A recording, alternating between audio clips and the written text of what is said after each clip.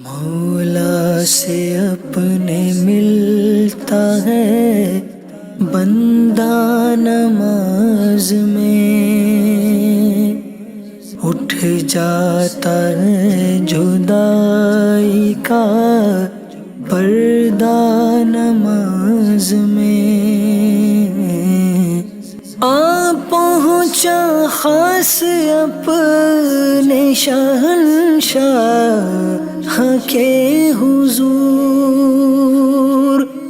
جب بندہ ہاتھ باندھ کے آیا نماز میں۔ الحمدللہ رب العالمین والصلاة والسلام علی سید المرسلین، اما بعد فاعوذ باللہ من الشیطان الرجیم، بسم اللہ الرحمن الرحیم۔ الصلاة والسلام علیک یا رسول اللہ، الصلاة والسلام علیک یا حبیب اللہ، الصلاة والسلام علیک یا نبی اللہ، وعلی آلک واصحابک یا نور اللہ۔ نبی رحمت صلی اللہ تعالی علیہ وسلم کا فرمان عالی شان ہے، اے لوگوں، بے شک بروز قیامت اس کی دہشتوں اور حساب کتاب سے جلد نجات پانے والا وہ شخص ہوگا جس نے دنیا میں مجھ پر زیادہ درود پڑے ہوں گے۔ صلو علی الحبیب صلی اللہ تعالی علی محمد صلی اللہ تعالی علیہ وسلم۔ FGN چینل کے ناظرین، کثرت کے ساتھ درود پاک پڑھنے کی نیت کریں کہ انشاءاللہ اپنے نبی، پیارے نبی صلی اللہ تعالی علیہ وسلم پر زیادہ سے زیادہ ہم درود پاک پڑھنے کی کوشش کریں گے، کہ اگر ہم زیادہ سے زیادہ درود پاک پڑھنے کی کوشش کریں تو جیسا نبی پاک صلی اللہ تعالی علیہ وسلم نے فرمایا کہ انشاءاللہ عز و جل ہمیں قیامت کے دن اس کی دہشتوں سے اور ہولناکیوں سے امن نصیب ہوگا۔ آپ دیکھ رہے ہیں سلسلہ احکام نماز، اس کے اندر نماز کے فضائل بھی بیان کیے جاتے ہیں، نماز کی اہمیت کو بھی بیان کیا جاتا ہے، اور نماز نہ پڑھنے کی وعیدات بھی بیان کی جاتی ہیں، اور اس کے علاوہ نماز کے شرائط، فرائض اور دیگر مسائل کو بھی اس سلسلے کے اندر بیان کیا جاتا ہے۔ آئیے سب سے پہلے حصول ثواب کے لیے اچھی نیتیں کر لیجئے کہ نبی کریم صلی اللہ تعالی علیہ وسلم نے فرمایا، نیت المؤمن خیر من عملہ، طلب ثواب کے لیے، رضائے الہی کے لیے، علم دین حاصل کرنے کی نیت سے سلسلے کے اندر شامل رہیے۔ نماز کی ایک فضیلت ہم سلسلے کے اندر شامل کرتے ہیں۔ حضرت عبادہ بن صامت رضی اللہ تعالی عنہ سے روایت ہے، نبی کریم صلی اللہ تعالی علیہ وسلم نے فرمایا کہ اگر کوئی نماز کو صحیح وقت پر ادا کرے، اس کا رکوع پورا کرے، اس کا خشوع پورا کرے، اس کے لیے اللہ تعالیٰ کا وعدہ ہے کہ اسے بخش دے، اس طرح کہ اس کے گناہ صغیرہ اللہ تبارک و تعالیٰ معاف کر دے، گناہ کبیرہ توبہ کے ذریعے اللہ تبارک و تعالیٰ معاف کر دے، اور حقوق العباد ادا کرنے کی بھی اسے توفیق دے۔ اس طرح نمازی کو اللہ تبارک و تعالیٰ توفیق خیر عطا فرما دے اور وہ اپنے گناہوں سے نکل جائے۔ یاد رہے، نماز پورا کرنے کا جو حدیث پاک میں ذکر کیا گیا ہے، اس کا مطلب یہ ہے کہ نماز کو اس کے سارے شرائط کے ساتھ ادا کیا جائے، خشوع اور خضوع کے ساتھ ادا کیا جائے، تمام ظاہری اور باطنی آداب کے ساتھ پڑھا جائے۔ FGN چینل کے ناظرین، اب اس کے لیے ہمیں نماز کے احکام کو سمجھنا ہوگا، اور ہم اپنے اس سلسلے کے اندر نماز کے احکام کو تفصیلاً سماعت کرتے ہیں۔ پچھلے سلسلے کے اندر ہم نے نماز کے 3 فرائض کے متعلق سنا، تکبیر تحریمہ، قیام اور قراءت۔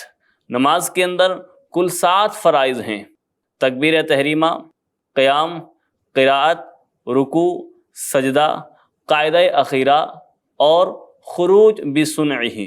ہم نے پچھلے سلسلے کے اندر 3 فرائض کے بارے میں سنا۔ آج ہم نماز کے چوتھے فرض کے بارے میں سنتے ہیں۔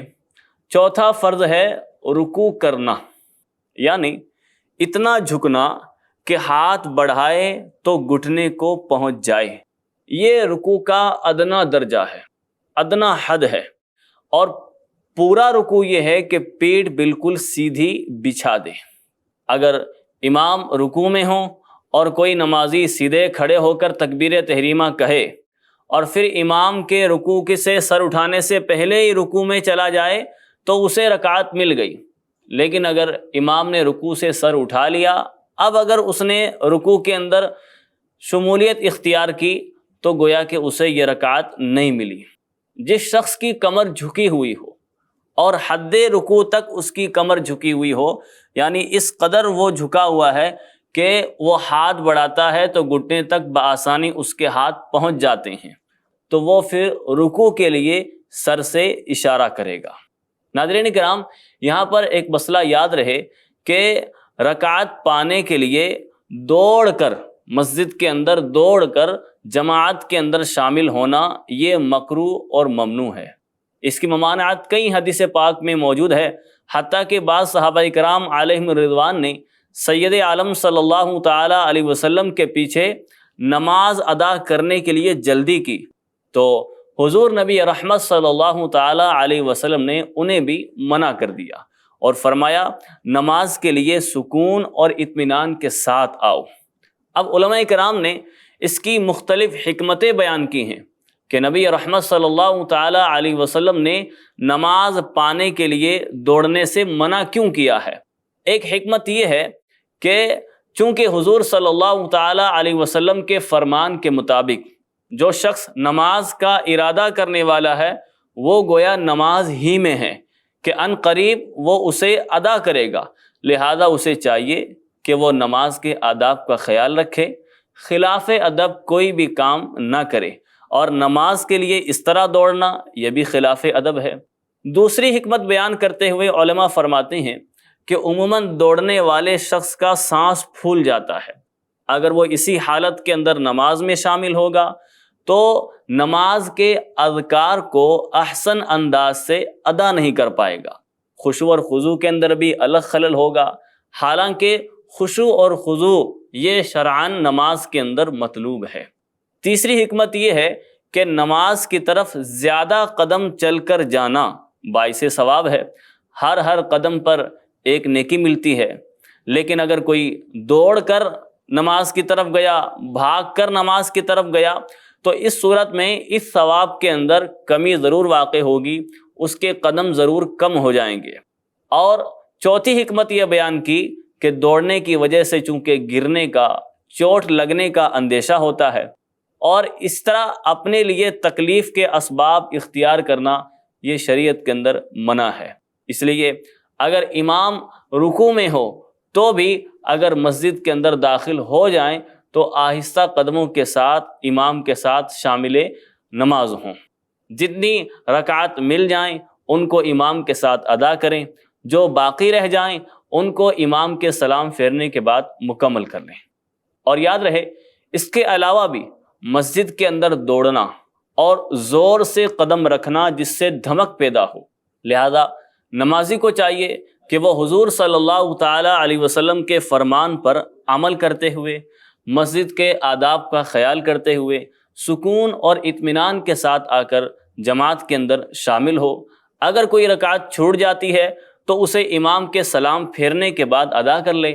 البتہ اگر کوئی شخص رکعت پانے کے لیے تیزی سے آتا ہے، جس کو دوڑنا اور بھاگنا نہ کہا جائے، کچھ تیزی کے ساتھ وہ آئے اور اس کی وجہ سے مسجد کے اندر دھمک آواز پیدا نہ ہو اور نہ ہی گرنے اور چوٹ لگنے کا خوف ہو تو اس کے اندر کوئی حرج نہیں ہے۔ تو یہ نماز کا چوتھا فرض بیان کیا گیا، رکوع۔ پانچواں فرض نماز کا ہے سجدہ۔ امام مسلم بن حجاج رحمۃ اللہ تعالی علیہ حضرت ابو ہریرہ رضی اللہ تعالی عنہ سے روایت کرتے ہیں کہ نبی کریم صلی اللہ تعالی علیہ وسلم نے فرمایا کہ سب سے زیادہ قرب بندے کو خدا سے اس حالت میں ہے کہ وہ سجدے کے اندر ہو، لہذا سجدے کے اندر دعا زیادہ کیا کرو۔ نبی کریم صلی اللہ تعالی علیہ وسلم نے فرمایا کہ بندہ سب سے زیادہ اپنے رب کے قریب اس وقت ہوتا ہے جب وہ سجدے کے اندر ہوتا ہے۔ FGN چینل کے ناظرین، یہاں پر ذرا ٹھہر کر ہم ایک اہم مسئلے کو سماعت کرتے ہیں۔ 2 طرح کا سجدہ ہوتا ہے، ایک سجدہ کہلاتا ہے سجدہ عبادت اور ایک سجدہ کہلاتا ہے سجدہ تعظیمی۔ سجدہ عبادت کا سجدہ یہ اللہ تبارک و تعالیٰ کا حق ہے، یہ اللہ تبارک و تعالیٰ کے علاوہ کسی کے لیے بھی، کسی بھی شریعت کے اندر لمحہ بھر کے لیے بھی جائز نہیں ہوا ہے۔ پچھلی شریعتوں کے اندر بھی، ہماری شریعت کے اندر بھی، کسی بھی شریعت کے اندر یہ سجدہ عبادت کسی کے لیے جائز نہیں ہوا۔ جبکہ دوسرا سجدہ ہے سجدہ تعظیمی، یعنی اللہ تعالیٰ کی طرف سے کسی کو ملنے والی عظمت کے اظہار کے لیے سجدہ کرنا، یہ پچھلی شریعتوں کے اندر جائز تھا۔ جیسے حضرت آدم علیہ السلام کو فرشتوں نے سجدہ کیا، حضرت یوسف علیہ السلام کو آپ کے بھائیوں نے اور آپ کے والدین نے سجدہ کیا، لیکن ہماری شریعت کے اندر یہ سجدہ تعظیمی منسوخ ہو چکا ہے۔ لہذا شریعت محمدیہ کے اندر قیامت تک خدا کے علاوہ کسی اور کو سجدہ کرنا یہ سخت ناجائز و حرام ہے۔ اگرچہ وہ سجدہ تعظیم کی نیت سے کیا جائے، مگر پھر بھی ہماری شریعت کے اندر ایسا سجدہ کرنا قطعاً حرام ہے۔ تعظیماً سجدہ کرنے والا سخت گنہگار ہوگا، عذاب نار کا حقدار ہوگا۔ اب آئیے سنتے ہیں کہ نماز کے اندر ہمیں سجدہ کس طرح کرنا ہے۔ حضرت عبداللہ بن عباس رضی اللہ تعالی عنہ سے روایت ہے، نبی رحمت صلی اللہ تعالی علیہ وسلم نے فرمایا کہ مجھ کو حکم دیا گیا ہے کہ 7 ہڈیوں پر سجدہ کروں، پیشانی، 2 ہاتھ اور 2 گھٹنے اور قدموں کے کنارے، ان 7 ہڈیوں پر مجھے سجدہ کرنے کا حکم دیا گیا ہے۔ سجدے کے اندر پیشانی کا زمین پر جمنا یہ سجدے کی حقیقت ہے، یعنی بغیر اس کے سجدہ ادا نہیں ہوگا، اور پاؤں کی ایک انگلی کا پیٹ لگنا سجدے کے اندر یہ شرط ہے۔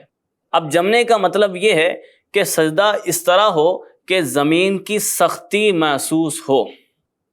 اگر کسی نے اس طرح سجدہ کیا کہ پیشانی زمین پر جمی نہیں تو اس کا سجدہ ادا نہیں ہوا، اور سجدہ چونکہ نماز میں ایک فرض کی حیثیت رکھتا ہے، لہذا اگر سجدہ ادا نہیں ہوا تو نماز بھی اس کی نہیں ہوئی۔ تفصیل اس حکم کی یہ ہے کہ سجدے کے اندر پاؤں کی کم از کم ایک انگلی کا پیٹ زمین پر لگ جانا یہ فرض ہے، اور دونوں پاؤں کی 3 انگلیوں کا پیٹ زمین پر لگنا یہ واجب ہے، اور 10 انگلیوں کا پیٹ زمین پر لگنا یہ سنت ہے۔ انگلی کا حصہ زمین سے لگا ہوتا ہے، وہ انگلیوں کا پیٹ ہے، اب اس کو زمین پر جمانا یہ ضروری ہے۔ پاؤں کی 10 انگلیوں میں سے ایک انگلی کا پیٹ زمین پر لگنا فرض ہے، اور دونوں پاؤں کی 3 انگلیوں کا پیٹ زمین پر لگنا واجب ہے، اور پاؤں کی 10 انگلیوں کا پیٹ زمین پر لگنا یہ سنت ہے۔ لہذا اگر کسی نے اس طرح سجدہ کیا کہ بلا عذر دونوں پاؤں زمین سے اٹھے رہے، انگلیوں کی نوک اس نے اپنے سجدے کے اندر زمین سے لگائی، مگر سجدے کے اندر انگلیوں کا پیٹ زمین سے نہیں لگایا بلکہ صرف انگلی کی نوک زمین سے لگائی، تو نماز اس کی نہیں ہوئی۔ اور اگر 1 یا 2 انگلیوں کا پیٹ زمین پر لگے جس سے فرض ادا ہو جائے، مگر اکثر یعنی 3 کا پیٹ زمین پر نہ لگے، ہر پاؤں کی 3 انگلیوں کا پیٹ لگنا چونکہ واجب ہے۔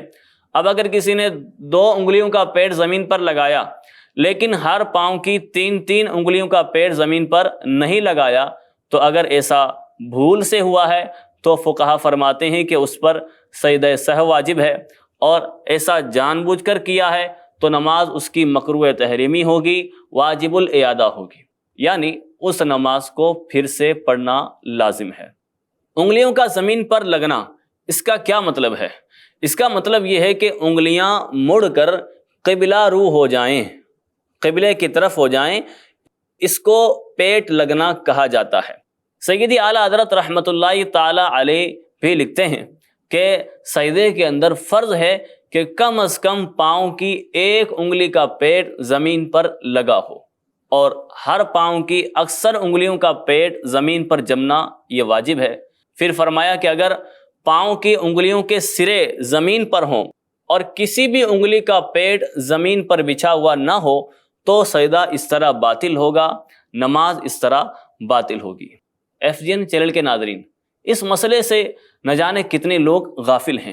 یہ کتنا اہم مسئلہ بیان ہوا، اور سیدی اعلیٰ حضرت رحمۃ اللہ تعالی علیہ نے بھی اس کی طرف اپنی کتاب کے اندر توجہ دلائی، اور لوگوں کی ایک تعداد اس مسئلے سے غافل ہے۔ پتہ چلا کہ ہمارے پاس وہ نالج نہیں ہے جس کے ذریعے ہم اپنی نماز کو درست طریقے سے ادا کر سکیں اور ہماری وہ نماز قبولیت کے درجے تک پہنچ سکے۔ اس لیے ہمیں علم سیکھنا چاہیے اور اپنے اعمال کو صحیح طریقے سے ادا کرنا چاہیے۔ جو بھی ناظرین اس وقت ہمارے ساتھ سلسلے کے اندر شامل ہیں، اگر سوشل میڈیا وغیرہ کے ذریعے آپ دیکھ رہے ہیں تو آپ سے گزارش ہے کہ اس سلسلے کو آگے اپنے دوستوں کے اندر شیئر کیجئے تاکہ ان تک بھی یہ شرعی معلومات پہنچے۔ یاد رہے، اپنے نماز کے اعمال کو صحیح طریقے سے ادا ہمیں کرنا چاہیے، اور پھر اللہ تعالیٰ کی رحمت پر امید بھی رکھنی چاہیے کہ انسان کو خوف اور امید کے درمیان میں رہنا ہے۔ ڈر بھی ہو کہ پتہ نہیں میری نماز قبول کی گئی ہے یا رد کی گئی ہے، ڈرنا بھی چاہیے، اور اللہ کی رحمت پر امید بھی رکھیں، لیکن اعمال درست طریقے پر ادا کریں۔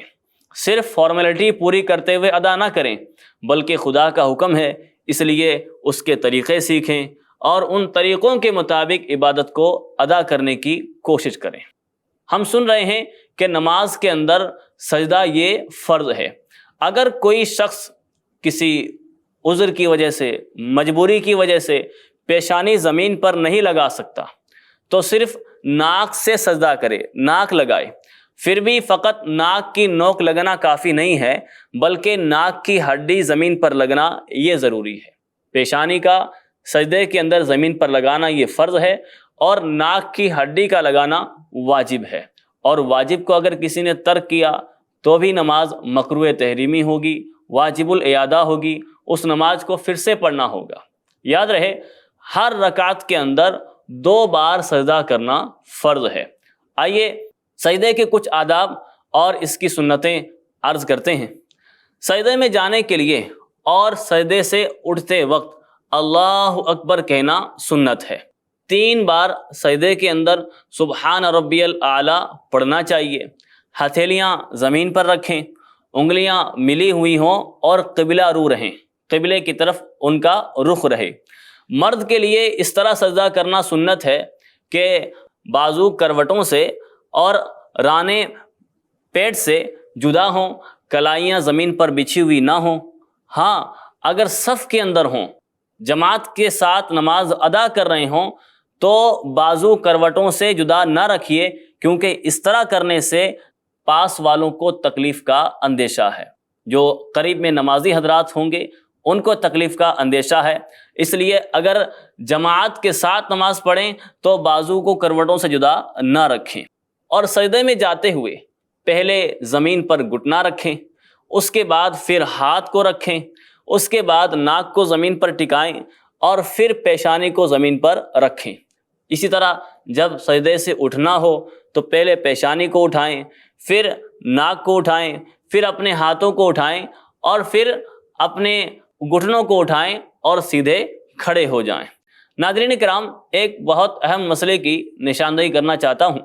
کسی نرم چیز پر، مثلا گھاس، روئی، قالین وغیرہ پر اگر سجدہ کیا تو اگر پیشانی جم گئی، یعنی اتنی دبی کہ اب دبانے سے نہیں دبے گی، تو سجدہ جائز ہے۔ لیکن اگر مکمل طور پر پیشانی کو نہیں دبایا گیا، کسی نرم چیز پر سجدہ کیا گیا اور پیشانی کو مکمل طور پر نہیں دبایا گیا تو یاد رہے سجدہ ادا نہیں ہوگا، اور سجدہ چونکہ نماز کے فرائض میں ہے تو نماز بھی اس کی ادا نہیں ہوگی۔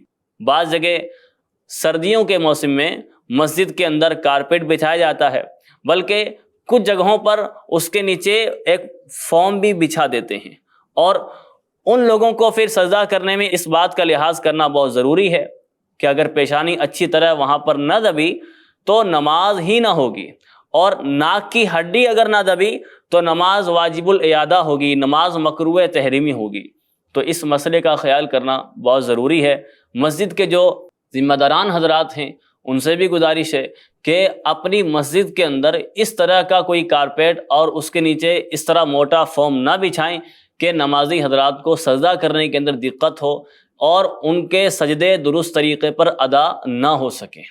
بہرحال ہمیں اس بات کا خیال رکھنا ہے کہ اگر ہم کہیں ایسی جگہ سجدہ کریں جو جگہ نرم ہو تو اپنی پیشانی کو خوب اچھی طریقے سے دبائیں کہ اس سے زیادہ نہ دب سکے، تب ہمارا سجدہ درست ادا ہو سکے گا۔ اسپرنگ والے گدے، ان پر پیشانی اچھی طرح خوب نہیں جمتی، لہذا ایسے گدوں پر اگر کسی نے سجدہ کیا تو اس کی نماز بھی نہیں ہوگی۔ نماز کا اگلا فرض ہے قاعدہ اخیرہ، یعنی نمازی اپنی نماز کو مکمل کر لے، جتنی رکعت کی اس نے نیت کی ہے وہ تمام رکعتیں ادا کر لے۔ 2 رکعت کی نیت کی ہے، 2 رکعت پوری ہو گئیں، 3 رکعت کی نیت ہوئی ہے، 3 رکعت پوری ہو گئیں، یا 4 رکعت کی نیت اس نے کی ہے، چاروں رکعتیں اس کی مکمل ہو گئی۔ اب نماز کی رکعتیں پوری کرنے کے بعد آخری قاعدے میں اس کا بیٹھنا یہ فرض ہے۔ کتنی دیر تک بیٹھنا ہے؟ جتنی دیر التحیات مکمل پڑھ لی جائے اتنی دیر تک اس کا بیٹھنا یہ فرض ہے۔ التحیات پڑھنا واجب ہے اور اتنی دیر تک نمازی کا قاعدے کے اندر بیٹھنا یہ فرض ہے۔ یاد رہے کہ 4 رکعت والے فرض نماز کے اندر اگر چوتھی رکعت پر کسی نے قاعدہ نہیں کیا اور فوراً وہ 5ویں کے لیے کھڑا ہو گیا تو حکم یہ ہے کہ جب تک 5ویں رکعت کا سجدہ نہ کیا ہو، 5 رکعتیں مکمل ادا نہ کی ہوں، اس وقت تک واپس آ کر بیٹھ جائے۔ لیکن اگر 5ویں رکعت کا سجدہ اس نے کر لیا ہے، اسی طرح فجر کی نماز کے اندر وہ دوسری پر نہیں بیٹھا اور تیسری کا سجدہ کر لیا، یا مغرب کے اندر وہ تیسری پر نہیں بیٹھا اور چوتھی کا سجدہ کر لیا، تو ان تمام صورتوں کے اندر فرض باطل ہو گئے، اس کے فرض باطل ہو گئے۔ اب حکم یہ ہے کہ مغرب کے علاوہ جو دوسری نمازیں ہیں، فجر میں وہ 3 رکعت پڑھ چکا ہے، 1 رکعت اور ملا لے تاکہ یہ نفل ہو جائے۔ ظہر کے اندر وہ 5 رکعت پڑھ چکا ہے، 5ویں کا سجدہ کر چکا ہے، تو یہاں بھی حکم ہے کہ 1 رکعت اور ملا لے۔ عصر کے اندر، عشاء کے اندر وہ 5 رکعتیں پڑھ چکا ہے، لہذا حکم یہ ہے کہ وہ 1 رکعت اور ملا لے تاکہ یہ رکعت نفل ہو جائے۔ لیکن مغرب کے اندر چونکہ وہ 4 رکعت پڑھ چکا ہے اور اگر 1 رکعت اور ملائے گا تو 5 رکعت ہو جائے گی، اور 5 رکعت نفل نہیں ہوتی ہے، لہذا حکم یہ ہے کہ مغرب کے سوا دوسری نمازوں کے اندر 1 رکعت اور ملا لے۔ لیکن بہرحال اس کے فرض جو ہے وہ باطل ہو گئے ہیں، اس کو اپنی نماز پھر سے ادا کرنی ہوگی کیونکہ اس نے نماز کا قاعدہ اخیرہ ترک کیا ہے۔ FJN چینل کے ناظرین، ہم نے آج نماز کے بعض فرائض کے متعلق سنا اور ڈیٹیل کے ساتھ تمام فرائض کو سماعت کیا۔ انشاءاللہ عز و جل بقیہ سلسلوں کے اندر باقی فرائض کو بھی بیان کیا جائے گا انشاءاللہ عز و جل۔ آپ سے گزارش ہے کہ جو بھی نماز کے مسائل، نماز کے احکام ذکر کیے جا رہے ہیں ان کو توجہ کے ساتھ سنیں، یاد رکھیں اور دوسرے اسلامی بھائیوں تک بھی ان کو پہنچانے کی کوشش کریں۔ آپ کو یہ پروگرام کیسا لگا؟ پروگرام نماز کے احکام کے متعلق اپنے فیڈ بیک دینے کے لیے آپ اسکرین پر موجودہ نمبروں پر اپنا کومنٹ درج کریں۔ انشاءاللہ عز و جل مزید بہتری کے ساتھ یہ پروگرام آگے کیا جائے گا۔ اللہ تبارک و تعالیٰ کی بارگاہ میں دعا ہے کہ مولا کریم ہم سب کو نماز کو اس کے اوقات کے اندر ادا کرنے کی توفیق عطا فرمائے، نماز کو تمام ظاہری باطنی آداب کے ساتھ پڑھنے کی ہمیں توفیق عطا فرمائے۔ آمین بجاہ النبی الامین صلی اللہ تعالی علیہ وسلم۔ مولا سے اپنے ملتا ہے بندہ نماز میں، اٹھ جاتا ہے جدائی کا پردہ نماز میں، آ پہنچا خاص اپنے شہنشاہ کے حضور، جب بندہ ہاتھ باندھ کے